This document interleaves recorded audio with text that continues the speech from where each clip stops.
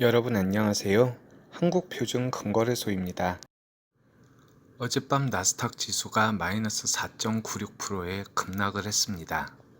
최근 6개월 내에 최대 낙폭이라고 합니다.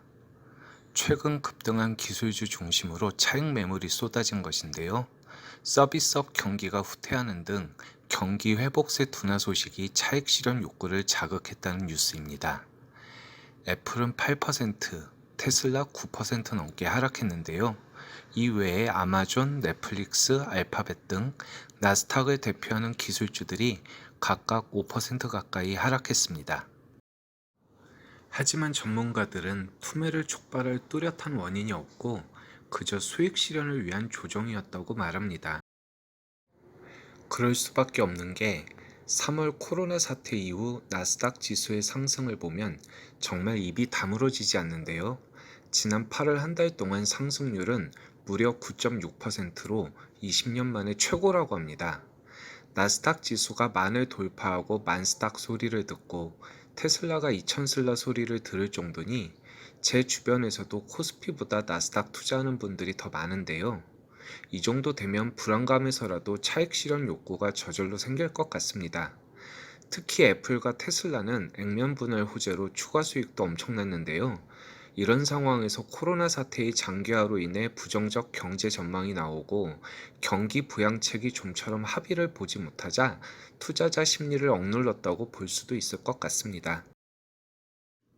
물론 최소한 다음 주까지 봐야 이게 좀 더 긴 조정으로 이어질지 단순한 차익 실현일지 알 수 있겠지만 아직까지 도미노 현상의 커플링은 이루어지지 않고 있는데요.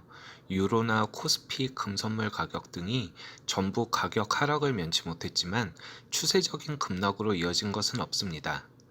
미국 증시의 조정으로 오늘 코스피도 시가는 마이너스 2.64%로 하락 출발했지만 장중 반등에 마이너스 1.15%로 장을 마감했고요. 서부 텍사스 원유는 겨우 0.3% 하락인 41.37달러에 마감했습니다. 마지막으로 CME 금선물 12월물 가격은 0.4% 하락해 1937.8달러의 장을 마감했는데요. 여러 번 지난 영상에서 말씀드린 대로 금선물은 이미 조정 구간에 들어와 있습니다. 다만 나스닥이 최소한 기간 조정이나 가격 조정을 크게 받는다면 금값도 그에 동조할 수 있기 때문에 재차 상승까지 조금 더 시간이 걸릴 것으로 보입니다.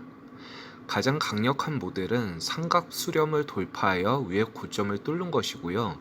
그 다음은 올라오는 장기선과 이번 조정 저점이 거의 일체적이기 때문에 이중 바닥을 만들고 상승하는 것이 있겠는데요. 가능성은 적어 보이지만 만약 나스닥이 급락을 할 경우 금선물도 큰 폭의 가격 조정으로 이어질 수도 있기 때문에 출구 전략을 세워 놓으실 수 있겠고요. 추가 상승의 확신을 가질 경우 위의 내용들을 참고하셔서 손절값을 정하고 들어가신다면 크게 위험하지는 않을 것 같습니다.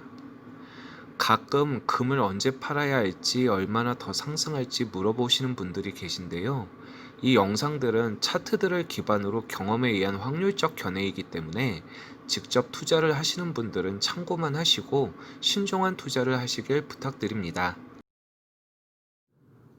구독과 좋아요, 알림 설정은 언제나 큰 힘이 됩니다. 그럼 오늘도 좋은 하루 되시고요. 지금까지 한국표준건거래소였습니다.